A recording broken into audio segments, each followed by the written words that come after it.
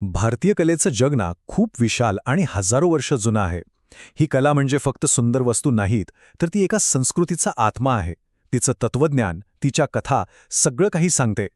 पण असं नक्की काय आहे भारतीय कलेत, जे तिला इतकं खास आणि अजरामर बनवतं? चला तर मग या प्रवासाला सुरुवात करूया आणि बघूया की नेमकं काय आहे हे रहस्य. बरं, सुरुवात एका अगदी सोप्या प्रश्नाने करूया, कला म्हणजे काय? पण गंमत अशी आहे की याचं उत्तर तुम्ही कुठे शोधताय यावर अवलंबून आहे. जगाच्या वेगवेगळ्या भागांमध्ये या प्रश्नाची उत्तरं खूपच वेगवेगळी आहेत आणि हाच फरक आपल्याला या संपूर्ण विश्लेषणात समजून घ्यायचा आहे. तर आपण पहिल्यांदा पाहूया भारतीय कलेचा आत्मा म्हणजे काय. तर इथे कला म्हणजे फक्त डोळ्यांना दिसणारी एखादी सुंदर वस्तू नाही, तर ती एक आंतरिक दृष्टी आहे, एक अनुभव आहे जो आतून येतो. आता बघा, इथे सौंदर्याकडे बघण्याचे दोन अगदी वेगवेगळे दृष्टिकोन आहेत. पाश्चात्य जगात कला म्हणजे काय, तर निसर्गाची हुबेहूब नक्कल करणं, बाहेरचं सौंदर्य अचूक दाखवणं. याच्या अगदी उलट भारतीय परंपरेत कलेचा संबंध थेट आतल्या भावनांशी जोडला जातो.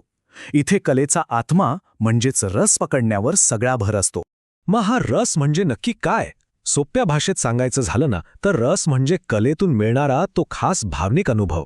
जसं एखादं संगीत ऐकून एकदम शांत वाटतं किंवा एखादं चित्र बघून अंगावर काटा येतो, तोच हा रस. भारतीय कलाकाराचं ध्येय फक्त एक सुंदर चित्र काढणं नाहीये, तर बघणाऱ्याच्या मनात अशी एखादी भावना निर्माण करून त्याला एका वेगळ्याच आनंदात घेऊन जाणं आहे.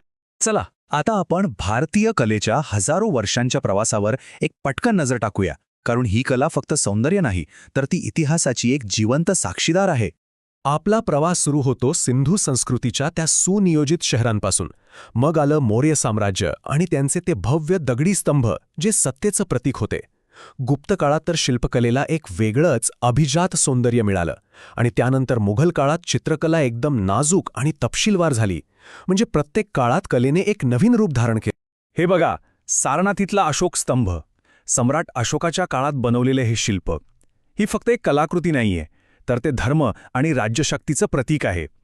मौर्यकालीन कलेची भव्यता आणि तिचं सामर्थ्य यातून अगदी स्पष्ट दिसतं. या सिंहांचा तो आत्मविश्वासपूर्ण आणि भारदस्त आकारच त्या काळातील कलेची ओळख सांगतो. आणि हा आहे साचीचा महान स्तूप, वास्तुकलेचा एक अद्भुत नमुनाच म्हणा ना. बौद्ध अवशेष जपण्यासाठी बनवलेली ही एक गोलाकार वास्तू आहे. पण या स्तूपाचं खरं सौंदर्य आहे ते त्याच्या चारही बाजूंच्या तोरणांवरच्या कोरीव कामात. यात बुद्धाच्या जीवनातील आणि जातक कथांमधील प्रसंग कोरलेले आहेत. म्हणजे विचार करा, हा स्तूप एक प्रकारे दगडात कोरलेली एक त्रिमितीय कथाच. शिल्पकलेसोबतच प्राचीन भारतीय चित्रकलाही कथा सांगण्यात एकदम माहीर होती. अजिंठा लेण्यांमधली ही भित्तिचित्र त्याचं सर्वोत्तम उदाहरण आहेत. कलाकारांनी काय कमालीचं काम केले बघा.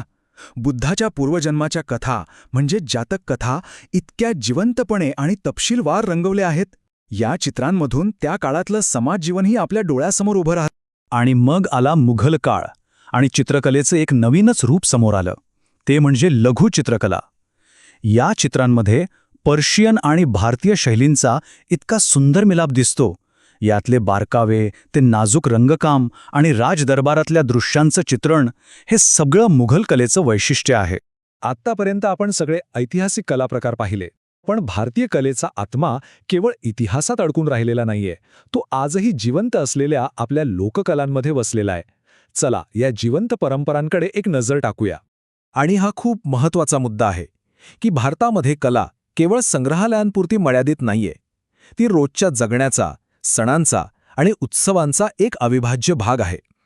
ही एक जिवंत परंपरा आहे, जी पिढ्यानपिढ्या एका समुदायाच्या जीवनात विणली गेलेली आहे. भारतीय लोककलांमध्ये किती विविधता आहे हे बघण्यासाठी ही दोन उदाहरणं अगदी उत्तम आहेत. एका बाजूला आहे बिहारची मधुबनी चित्रकला, जी तिच्या चमकदार रंगांसाठी आणि गुंतागुंतीच्या नक्षीकामासाठी ओळखली जाते. तर दुसऱ्या बाजूला आहे आपल्या महाराष्ट्राची वारली चित्रकला, जी तिच्या भौमितिक साधेपणासाठी आणि एकाच रंगाच्या वापरासाठी प्रसिद्ध आहे.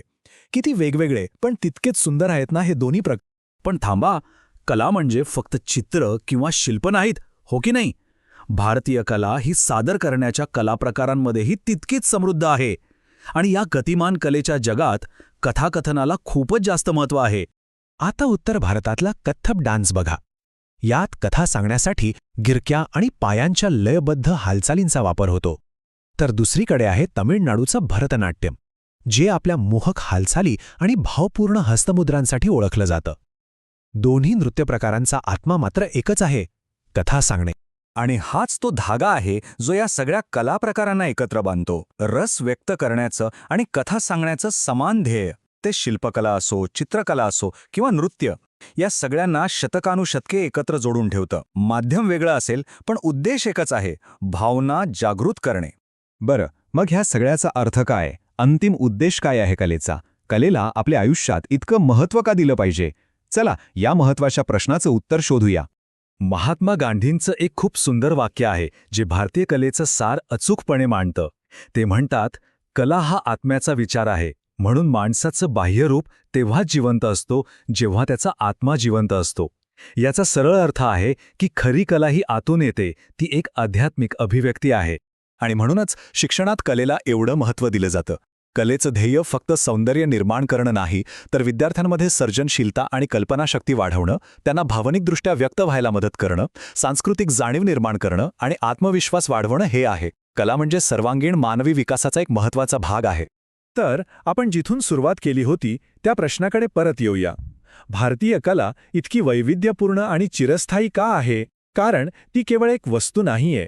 ती एक आध्यात्मिक साधना आहे, एक ऐतिहासिक दस्तऐवज आहे आणि मानवी विकासाचं एक महत्त्वाचं साधन आहे. हाच तिचा त्या चिरस्थायी आत्म्याचा गाभा आहे. असं म्हणतात की कला खरंच कोणत्याही संस्कृतीचा आरसा असते. मग आपली कला आपल्याबद्दल काय सांगते याचा कधी विचार केलाय का?